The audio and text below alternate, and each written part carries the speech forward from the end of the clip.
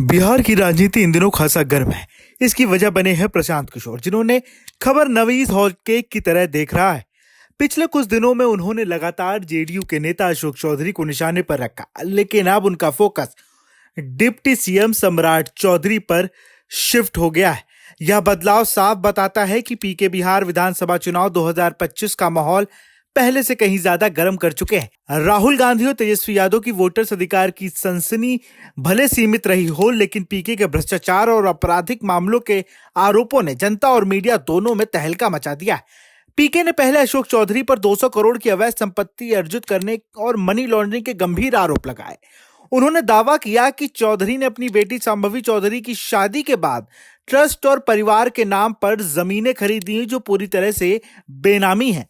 पीके ने दस्तावेजों के जरिए यह साबित करने की कोशिश की कि यह मामला न केवल भ्रष्टाचार का है बल्कि जनहित का भी है। इसके जवाब में 23 सितंबर को अशोक चौधरी ने पीके को 100 करोड़ का मानहानि का नोटिस भेजा और कोर्ट में पेश होना या माफी मांगने की धमकी दी, लेकिन पीके ने नोटिस को खारिज करते हुए आरोपों को और बढ़ाया और कहा कि यह जनहित का मुद्दा है। उन्होंने अब अशोक चौधरी पर 500 करोड़ के भ्रष्टाचार के आरोप लगाए और उनके इस्तीफे की मांग की। जेडीयू ने उनसे सफाई मांगी, लेकिन मुख्यमंत्री नीतीश कुमार ने अभी तक इस मामले में कोई कदम नहीं उठाया। इस तरह विवाद धीरे धीरे सम्राट चौधरी की ओर शिफ्ट हो गया।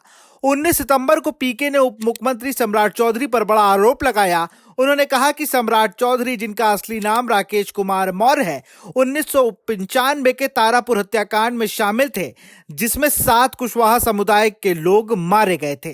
इसके साथ ही पीके ने दावा किया कि सम्राट ने नाबालिग होने का फर्जी प्रमाण पत्र इस्तेमाल करके जेल से बाहर आने का रास्ता निकाला।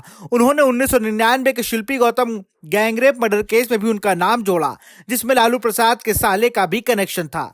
पीके ने सम्राट को डिलीट डिग्री पर भी हमला किया। उन्होंने बताया कि बीएसईबी ने सुप्रीम कोर्ट में कहा कि सम्राट मैट्रिक फेल हो गए थे, फिर उन्होंने खुद को 7वीं पास बताया और फिर कैलिफोर्निया यूनिवर्सिटी से डिग्री कैसे हासिल की।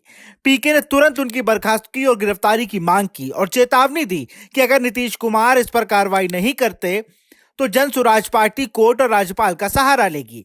यह साफ दिखता है कि पीके का लक्ष्य सिर्फ व्यक्तिगत हमला नहीं, उनका उद्देश्य एनडीए गठबंधन को भ्रष्टाचार और अपराध के मुद्दे पर घेरने का और जनता के सामने इसे उजागर करने का। सम्राट चौधरी जैसे बड़े ओबीसी चेहरे पर आरोप उठाकर पीके कुशवाहा और अन्य ओबीसी समुदाय में संतोष फैलाना चाहते हैं, जो बीजेपी के वोट बैंक का हिस्सा है। पीके की रणनीति यह भी है कि जनसुराज को तीसरे विकल्प के रूप में स्थापित किया जाए। अब तक उन्हें वोट कटवा माना जाता था, लेकिन बड़े नेताओं पर हमले करके पीके यह संदेश देना चाहते हैं कि एनडीए और विपक्ष दोनों ही भ्रष्टाचार और अपराध से जुड़े हैं। यह न केवल युवा और मध्यम वर्ग के वोटर्स को आकर्षित करता है, बल्कि मीडिया और सोशल मीडिया में लगातार प्रासंगिक बनाए रखता है। अशोक चौधरी और सम्राट चौधरी पर हमले एनडीए गठबंधन में दरार डाल सकते हैं। जेडीयू प्रवक्ता अशोक चौधरी ने सफाई मांगी, जबकि बीजेपी ने सम्राट चौधरी पर चुप्पी साध रखी है।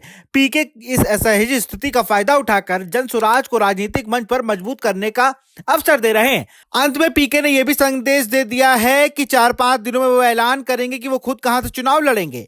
बड़े नेताओं पर हमला उनके खुद के राजनीतिक अभियान को मजबूत करने का हिस्सा है। यह दिखाता है कि पीके बड़े नेताओं से टकराने से नहीं डरते और ग्रामीण व युवा वोटर्स के बीच उनकी छवि को मजबूती मिल सकती है।